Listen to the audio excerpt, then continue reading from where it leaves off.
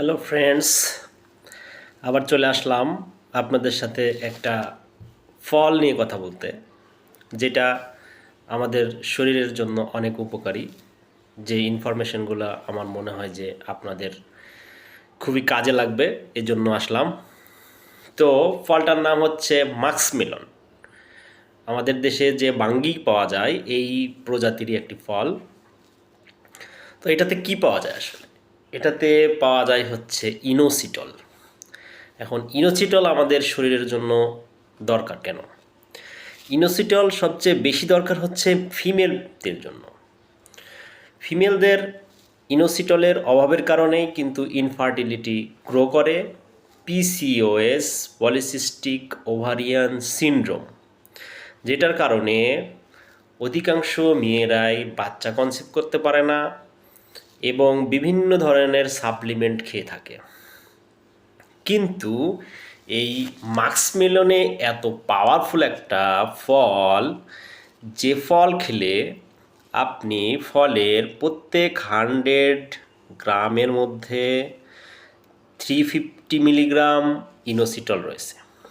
তার মানে আপনি যদি প্রতিদিন 200 গ্রাম এই মাস্কমেলন ফল খান, তাহলে আপনি 600 থেকে 700 মিলিগ্রাম পর্যন্ত ইনোসিটল পাবেন, যা নর্মালি যে সাপ্লিমেন্টগুলো দেওয়া হয় সেই সাপ্লিমেন্টগুলোর ডোজের সমান।